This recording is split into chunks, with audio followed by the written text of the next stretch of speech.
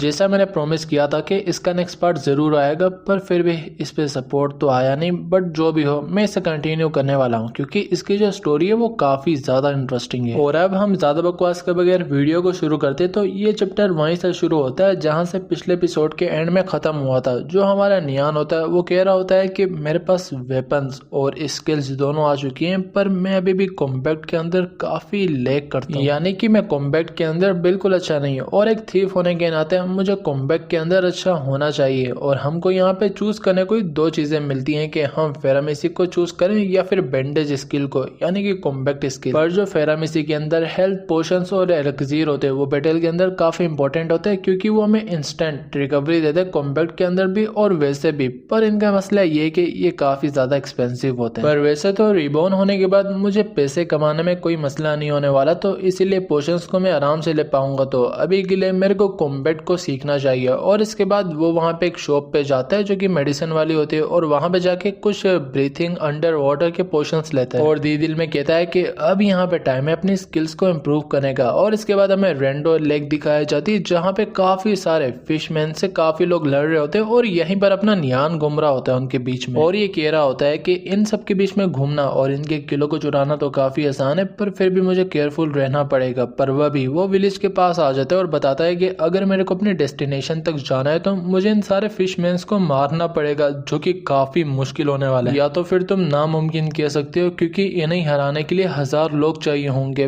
पर वह भी वहां पे अनाउंसमेंट होती है कि यहाँ पे जो विक्टोरियस रिटर्न गिल्ड है वो वापस आ चुकी है और वो सारी फील्ड को 3 मिनट के अंदर क्लियर करने वाली है। तो जितने भी यहाँ पे फिशमैन विलेज के नजदीक लोग हैं वो वहां से भाग जाए। और ये अनाउंसमेंट सुन के नियान बताता है कि ये वही विक्टोरियस रिटर्न गिल्ड है जो कि मेरी पिछली लाइफ के अंदर काफी ज्यादा इग्नोरेंट, डोमिनेटिंग और काफी पावर वाली थी। तो इसीलिए ये लोग यहाँ पे सोलो प्लेयर्स को बुली किया करते थे और इन्होंने मुझे भी 1 महीने तक हंट किया था। पर आज मैं अपना इनसे बदला लेने वाला हूँ। और वो अपनी स्टेल्थ स्किल को यूज करके उन सारे फिशमैन्स के बीच में से निकलने लगते हैं, पर वह भी पीछे से उसे आके एक फायर बॉल लगती है और अब तक इसकी स्टेल्थ स्किल भी खत्म हो गई होती है। और ये वही विक्टोरियस गिल्ड के बंदे ने किया होता है जो कि इस पे हंस रहा होता है कि सोलो प्लेयर्स यहाँ पे अलाउ नहीं है। और ये होता है लेवल 3 का एलिमेंटल मैच। और ये देख के नियान कहता है कि ओह, तो ये विक्टोरियस गिल्ड से, और जबकि ये अकेला है तो मैं इससे लड़ सकता हूँ, पर मेरे पास चांस है यहाँ से भागने का। पर मैं ये नहीं करने वाला कभी, क्योंकि ये मेरी पर्सनैलिटी नहीं है। और इसके पास चैंट्स पढ़ने के लिए बस 2 सेकंड होते, तो ये मेरे लिए इनफ होने वाला। और वह भी वो उसके ऊपर अटैक कर देता है। ये अटैक इसे हिट तो होता है, पर ये पीछे हो जाता है अपने को बचा के और कहता है कि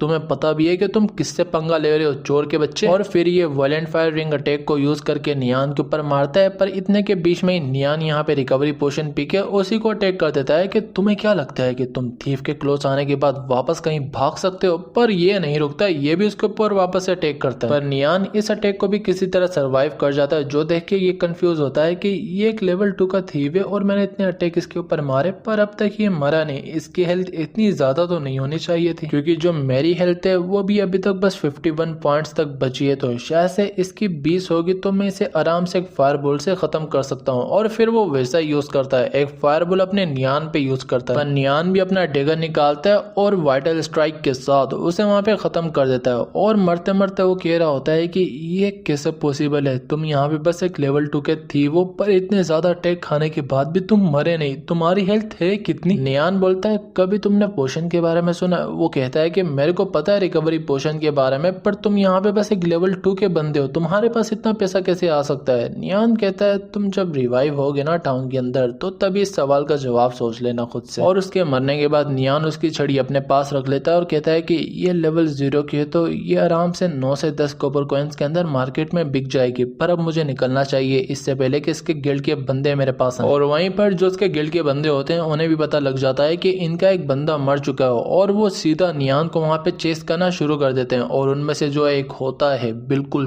तगड़ा, वो अपनी क्लेम और यूज करके नियान के ऊपर अटैक करता है, पर किसी तरह नियान उसे डोज कर लेता है। और ये देख के ये भी हैरान होता है कि ये लड़का इतना फास्ट कैसे, और इसने मेरे अटैक को कैसे डोज कर लिया। पर वह भी नियान वहां पे अंडर वाटर ब्रीदिंग पोशन पी लेता है, जो कि ये लोग नोटिस कर लेते हैं और सीधा नियान के ऊपर एक साथ चार्ज करते हैं। पर नियान इन्हें चकमा दे के इनके पीछे से ही निकल जाता है। और ये लोग भी बस नियान को वहां से जाता हुआ देखते हैं और गालियां दे रहे होते हैं क्योंकि इनके पास पोशन नहीं होता। और वह भी इनके दूसरे टीममेट्स आ जाते हैं और पूछते हैं कि वो लड़का कहाँ पे गया है। ये लोग बताते हैं कि वो भाग चुका है यहाँ से। पर शायद से जो इनका लीडर होता है वो कहता है कि पर्पल फायर रिस्पॉन हो गया होगा ना, तो उससे इस थीफ का नाम पूछो, जो कि पर्पल फायर कॉल पे बता देता है निर्वाणा फ्लेम। और ये सुन के इनका लीडर कहता है कि निर्वाणा फ्लेम, इस नाम को मैं कभी नहीं भूलने वाला, और लड़के मेरे हाथ में आ मत जाना अगली बार। पर जो वहाँ पे नियान होता है वो कहता है कि शुक्र है कि मेरी इनसे जान छूटी, और जितना मुझे याद है कि इस लेक के आसपास एक ट्रेजर चेस्ट भी था, और वो अभी वो उसे दिख भी जाता है और वो सीधा उसे जाके ओपन भी कर देता है। और इस बार इसे इसके अंदर से मिलता है एक फिशमैन वाटर रिपेलिंग पल, जो कि एक स्पेशल आइटम होता है, और इसकी मदद से ये अंडर वाटर ब्रीदिंग भी कर सकता है 30 मिनट के लिए, और जो इसका कूल डाउन टाइम होता है वो बस 12 घंटे होता है। और नियान भी बताता है कि ये कोई रेयर आइटम तो नहीं है, पर फिर भी बिगिनर्स के लिए काफी अच्छा है। पर वह भी उसके मुंह के साइड से जाता है ट्राइडेंट, और काफी सारे जाते हैं क्योंकि ऊपर खड़े हुए फिशमैन ने इसके ऊपर अटैक किया होता है। और इन्हें देख के नियान कहता है कि अंडर वाटर में इनसे बिल्कुल नहीं लड़ सकता, तो मुझे यहाँ से भागना पड़ेगा। पर वहीं पर सरफेस के ऊपर वो फिशमैन वहां पे एक ब्लास्ट को नोटिस करके उसी के पीछे भागने लग जाते हैं, जिसका नियान को भी पता चल जाता है, और ये लोंडा काफी खुश होता है क्योंकि जान बच गई होती है इसकी। और कुछ देर बाद सिस्टम बताता है कि तुम यहाँ पे लेक हार्ट आइलैंड आ चुके हो। जो सुन के ये सीधा सरफेस पे जाता है, और जाते सार इसे सामने एक लड़की दिखती है और कुछ मॉन्स्टर्स दिखते हैं, और वो लड़की घायल होती है। और अपना लोंडा इस लड़की को जानता होता है जिसका नाम होता है याओ याओ, और ये हमें बताता है कि पिछली लाइफ के अंदर जो याओ याओ थी होली मेज, वो मेरी यहाँ पे टीममेट थी,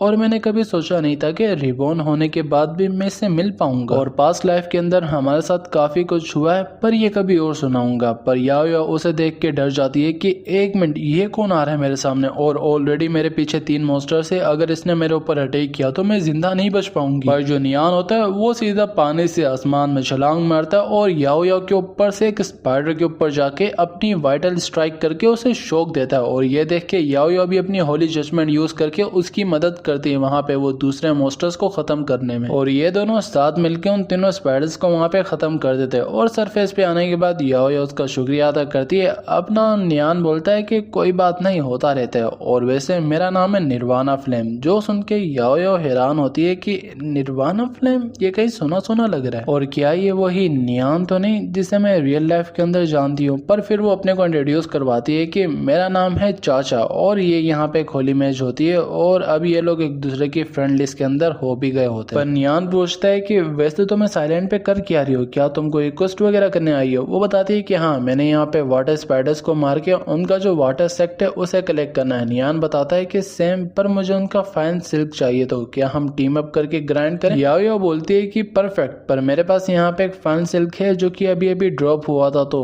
तुम इसे ले सकते हो रिवॉर्ड के तौर पर। नियान बताता है कि इसके प्राइस मार्केट के अंदर 36 कॉपर कॉइन है, तो क्या तुम फिर भी देना चाहती हो। वो कहती है कि देखो, यहाँ पे अगर मैं मर जाती तो जो मेरा एक्सपीरियंस होता वो लॉस्ट कर देती और उसे खरीदा नहीं जा सकता, तो ये उसके सामने कुछ भी नहीं है। और वैसे भी मेरे पास कोई इससे रिलेटेड क्वेस्ट भी नहीं है, तो मेरे काम का बिल्कुल नहीं है। पर वो भी उनके सामने आ जाता है वाटर स्पाइडर लीडर, जो देख के नियान टीम फॉर्म करके सीधा उसके ऊपर वाइटल स्ट्राइक मार के उसे डैमेज देता है। और ये देख के याओ याओ भी अपनी होली जजमेंट उस पर यूज करती है, और ये दोनों काफी अच्छा डैमेज देते हैं एक साथ। नियान उसे वहां पे जंप करने का बोलता है, और उसके बाद वो अपनी क्रॉसबो निकाल के उसके ऊपर वापस से अटैक करता है, और इस बार इसके क्रॉसबो के सारे अटैक लगते हैं। और ये देख के याओ याओ भी अपनी वापस से होली जजमेंट होली स्ट्राइक को यूज करके उसके ऊपर एक बहुत बड़ी स्ट्राइक करती है, और इसी के साथ ये दोनों एक साथ मिलकर इसे काफी आराम से हरा देते हैं। और ये देख के याओ याओ भी कहती है कि ये काफी अजीब सी बात है, इसके साथ लेटर को भी मारना काफी स्मूथ हो चुका है,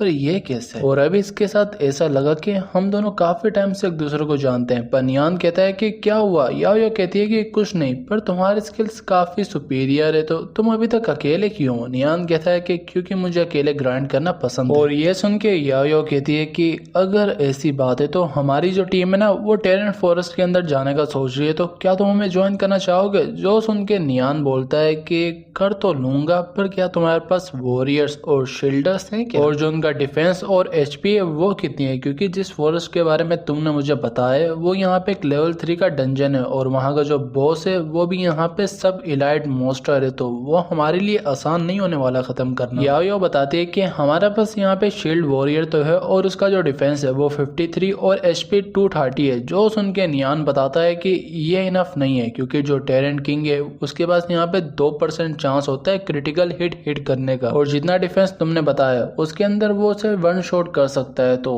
ऑलमोस्ट यहाँ पे 60 तक जो डिफेंस होना चाहिए और साथ ही हमारे पास एक हीलिंग के लिए प्रीस्ट भी होना चाहिए। जो सुन के याओ बोलती है कि टेनेट यहाँ पे क्रिटिकल हिट करता है, ये कभी किसी ने मेंशन क्यों नहीं किया और ये सब तुम्हें कैसे पता है? पर एक मिनट रुको, इतने दिनों से तैयार होने के बाद भी हमें यहाँ पे इतना ही डिफेंस मिला और तुमने मेंशन किया 60 तक का, जिसके लिए हमें एक पूरा ब्रोंज का डिफेंस गियर चाहिए होगा, जो कि काफी मुश्किल है। नियान कहता है कि एक तरीका है, अगर तुम मेरे को अपने टीम को कमांड करने दो तब हम वहां जा सकते हैं। जो सुन के याओ कहती है कि मैं तुम पे यकीन करती हूँ, तुम्हारी स्ट्रेंथ, तुम्हारी स्किल्स पे, पर टीम को कन्विंस करना काफी मुश्किल होगा इस चीज के लिए, पर फिर भी मैं अपना यहाँ पे बेस्ट ट्राई करूंगी। नियान भी कहता है कि ठीक है, पर सबसे पहले हम देखते हैं कि बॉस ने यहाँ पे क्या ड्रॉप किया है। पर जो याओ होती है वो अपनी अप्रेजल स्किल को यूज करके अंदर से आइटम बाहर निकाल लेती है, जो की होता है फाइन सिल्क गाउंटलेट और इसकी क्वालिटी यहाँ पे ब्रॉन्ज होती है और ये एक मैच के लिए होता है। और ये पढ़कर नियान भी उसे देते हुए कहता है कि ये इक्विपमेंट तुम्हारे लिए काफी परफेक्ट रहेगी। याओ कहती है कि पर तुम्हारे पास क्या बचेगा फिर? नियान उसे दिखाता है कि मेरे पास ऑलरेडी यहाँ पे एक फाइन सिल्क है और साथ ही मेरे पास यहाँ पे एक थीव स्किल है जो कि है असैसिनेट, जो कि मेरे लिए काफी अच्छी है, तो तुम फिक्र मत करो। जो सुन के वो भी वहाँ पे खुशी खुशी उस गाउंटलेट को ले लेती है और वह भी सिस्टम कहता है कि सर्वर यहाँ पे बंद होने वाला है, तो लॉग आउट कर दो सारे प्लेयर्स। और ये सुन के वो दोनों एक दूसरे को अलविदा कहते हैं और इसके बाद हम रियल वर्ल्ड के अंदर आते हैं, जहाँ पे नियान अपना हेडसेट उतार के कहता है कि मैंने पूरा एक दिन कन्विक्शन के अंदर गुजारा है और अगर हम इसकी जगह होते तो हमारे माँ बाप हमें उठा के बाहर फेंक देते, पर इसके तो माँ बाप ही नहीं है, पर छोड़ो जो भी है। और फिर वो बेड से उतरते हुए कहता है कि बेशक मैं यहाँ पे उसके अंदर तो लेवल अप कर रहा हूँ, पर मेरे को अपने रियल लाइफ के अंदर भी बॉडी को फिट रखना पड़ेगा, क्योंकि साउ शू से आफ्टर ऑल मेरे को रियल लाइफ के अंदर ही बदला लेना है। तो अब जाते हैं एक्सरसाइज के लिए। और फिर जब वो बाहर निकल के रोड को क्रॉस कर रहा होता है तो वो इससे कई होने से बचता है और पीछे आकर गिरता है और वह भी उसे कोई आवाज देता है कि नियान क्या तुम ठीक हो ना? और ये याओ होती है। और अब पता चला कि ये वहां पे इसे क्यों रिकॉग्नाइज कर पा रही थी, पर इसका रियल लाइफ के अंदर नाम होता है शियाओ। और नियान भी उससे पूछता है कि तुम यहाँ पे क्या कर रही हो, पर शियाओ उसे डांटते हुए कहती है कि तुम अपना ख्याल रखा करो ना, और क्या तुम देख के रोड को क्रॉस नहीं कर सकते? देखो तुम यहाँ पे चोट भी लग गई। और एक मिनट, मैं यहाँ पे जाके थोड़ी बहुत बैंडेजेस वगैरह देखती हूँ। पर उसे देख के नियान बताता है कि शियाओ यहाँ पे रियल लाइफ के अंदर इसकी क्लासमेट भी थी और पिछली लाइफ के अंदर वीक होने की वजह से मैं कभी अपनी फीलिंग्स को एक्सप्रेस नहीं कर पाया और मेरी ही वजह से यहाँ पे ये भी साउ शू के टारगेट के अंदर आ गई थी और बाद में जाके ये दिमागी मरीज हो गई फिर, क्योंकि साउ शू ने इससे काफी ज्यादा टॉर्चर किया था। पर जो याओ होती है वो बैंडेज लगाते हुए कहती है कि अगर अगली बार मैं यहाँ पे ना हुई तो तुम्हारा ख्याल कौन रखेगा? पर नियान बस उसे ही वहाँ पे घुरी जा रहा होता है, जो देख के वो वहाँ पे ब्लश करने लग जाती है। नियान कहता है कि अगली बार अगर मुझे चोट लगेगी तो मैं तुम्हें ही बुला लूंगा। वो जाते हुए कहती है कि हर बार मैं थोड़ी ना आने वाली हूँ, अपना ख्याल रखना सीखो नियान। और फिर वो अपनी कार में बैठ कर सोचने लगती है कि क्या जिस निर्वाणा फिल्म से मैं मिली थी ये वही हो सकता है, क्योंकि अब ये काफी कॉन्फिडेंट भी लग रहा है और काफी ज्यादा एनर्जेटिक भी, जिस तरह मुझे वो दिखा था। पर फिर वो वहां से निकल जाती है और उसके जाने के बाद नियान कहता है कि याओ को वापस खुश देख के मैं काफी खुश हूँ, पर यह खुशी ज्यादा देर नहीं रहने वाली, क्योंकि साओ हमें काफी जल्द वापस से टारगेट बनाएगा और इसीलिए मुझे उससे पहले यहाँ पे रेडी होना पड़ेगा, इससे पहले यहाँ पे कुछ गलत हो, क्योंकि इस बार मैं हर कुछ चेंज करना चाहता हूँ। हर कुछ से मतलब हर कुछ। और इसी के बाद जो हमारा चैप्टर होता है वो फाइनली यहाँ पे खत्म हो जाता है। और आई होप कि तुम्हें वीडियो पसंद आई होगी, और अगर आई तो जाके वीडियो को लाइक करना, चैनल को सब्सक्राइब करना और एक प्यारा सा कमेंट भी कर देना। और अगर चाहो तो जाके इंस्टाग्राम और टेलीग्राम पे फॉलो कर सकते हो। और जो हमारी वूजी वाली मानवा है ना, उसके 4 ऑलमोस्ट चैप्टर्स आ चुके हैं, तो शायद से मैं कल या परसों उसे एक्सप्लेन करके डाल दूं, ये भी हो सकता है, तो इसीलिए सब्सक्राइब करके रखना। और अब हम मिलेंगे अगली वीडियो में, तो तब तक के लिए सायोनारा।